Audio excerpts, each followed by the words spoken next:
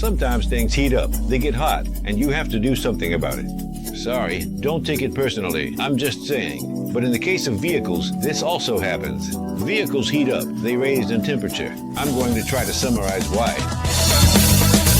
For every liter of fuel we use to move the vehicle, we're only using about 25 to 30%.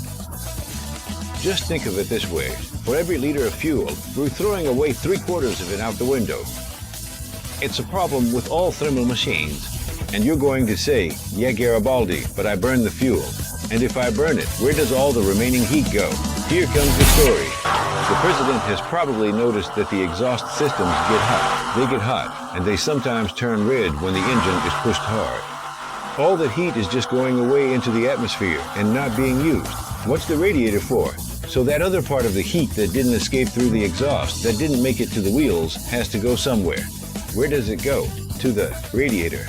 All of that makes up what we call the employment system in vehicles, without which no vehicle can function. What are the components of a cooling system? Number one is the coolant, and now we're going to talk about that. Number two, the cooling pump, which is responsible for moving the coolant throughout the engine, absorbing heat, and then getting rid of it. Where is it going to get rid of it? To the radiator. What is the radiator? The one that's going to take care of dissipating the heat. Basically, those are the three. There are others too, like the temperature sensors, so you really know what's going on. But let's start with the simplest thing. The coolant has several functions. The first function is to capture heat from the engine, which gets hot for two reasons. It gets hot from combustion, and it gets hot from friction. Some of that heat is going to end up in the oil. The oil sometimes has an oil cooler too, but a good chunk, most of it, is going to go straight to the engine block. And that cooling system is going to take care of capturing all that heat. You need to use well-known, quality coolant liquids. The best thing to do is to completely replace it at least once a year because it ages. The other component, the circulation pump, the water pump, is the one that takes care of making it circulate.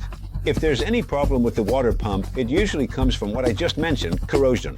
It has a little turbine inside that makes it circulate, and that turbine corrodes over time. When it starts to corrode, it loses its ability to pump, because the water doesn't circulate at the speed and flow it should. There's another element that sometimes complicates our lives, and it's called the thermostat. What is the thermostat for? If I let the water circulate freely as soon as I start the engine, until the whole system heats up, it's going to take a long time. And what's the problem?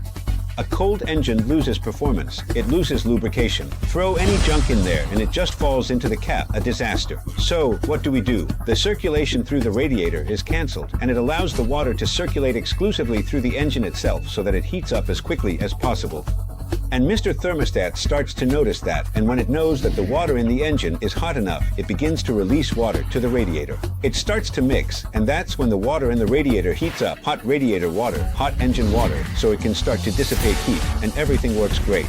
There's another component that sometimes gives us headaches, and that's the hoses. To carry water from the engine to the heating circuit or to the radiator itself, there are some hoses that are very interesting. And those hoses aren't eternal. There can be a problem where they crack, get fissures, and lose water, and that's when disaster strikes. Another issue is temperature sensors, which we also have to talk about. And that little needle or that little lamp that you have inside the cabin that warns you if the little red light comes on, you are in trouble. That temperature sensor can malfunction in two ways.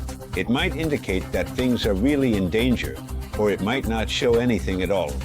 So before you start messing around changing the pump, changing the thermostat, changing this and that, make sure the temperature sensor is working properly.